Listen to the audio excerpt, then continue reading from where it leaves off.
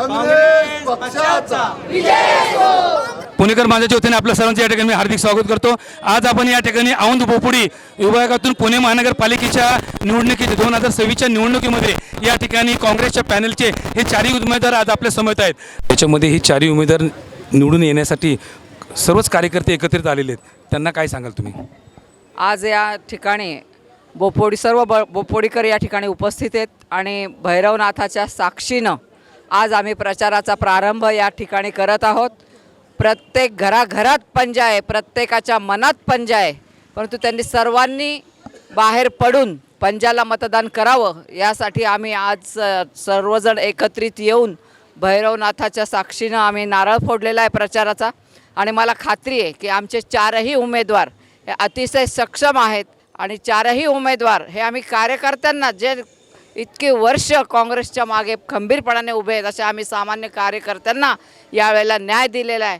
आणि म्हणून माझी खात्री आहे की या ठिकाणी कितीही समोरच्या लोकांनी पैशाचा वापर केला, कितीही या ठिकाणी पैशाचा धूर केला, तरीसुद्धा ही जनता आहे ही काही इथं भुलणारी नाही आणि ही सर्व जनता एकत्रित येऊन पंजाला विजयी करेल हा विश्वास या निमित्ताने मी व्यक्त करते।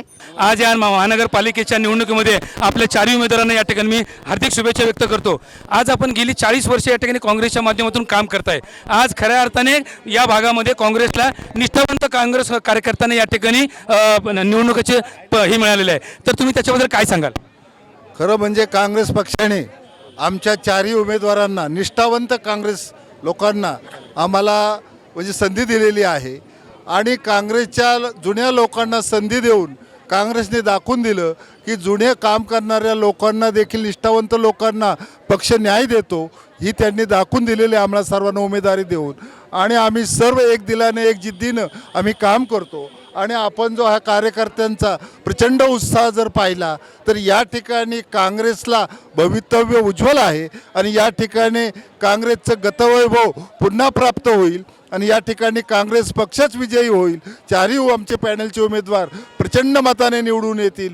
लोक भावना आहे, लोक जागृती आहे, लोकांची ध्येय आहे की इथं काँग्रेसने निवडून यावं आणि म्हणून सर्व काँग्रेसचे मतदार हे काँग्रेसच्या मागं अगदी आनंदाने आता उभे राहिलेले आहेत आणि म्हणूनच हे प्रचंड लोक जनसमुदाय होणारं वेगवेगळं स्वागत हे दर्शवतं की इथं काँग्रेसचाच विजय होईल।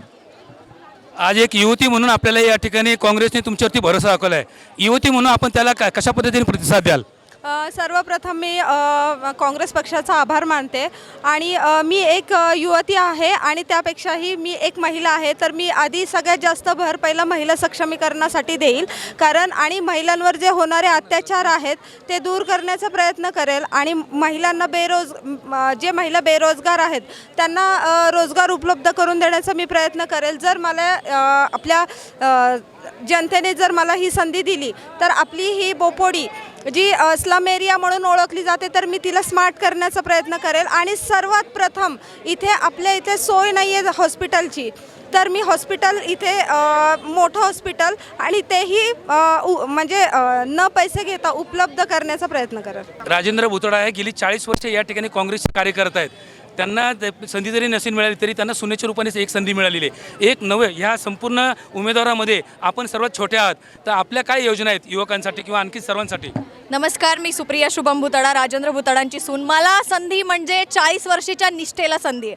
काँग्रेस पक्षाच्या या निष्ठावंतांना अभिवादन करून मी अगदी आश्वासन देते की मी आता डोर टू डोर करताना खूप ठिकाणी पाहिलं लाईट नाही आहे, अस्वच्छता आहे। आधी या मूलभूत गरजापासून स्टार्ट केलं पाहिजे असं मला वाटतं। बाकीच्या गोष्टी तर आपण करूच, पण या मूलभूत गरजा आहेत त्यावर मी नक्कीच काम करेल। युवतींना अभ्यासासाठी मुली बाहेर बसल्यात, दिवसा मुली बाहेर बसतायत अभ्यास करत, पुस्तकं वाचत, जेव्हा मी डोर टू डोर करते कारण लाईट नाही आहे।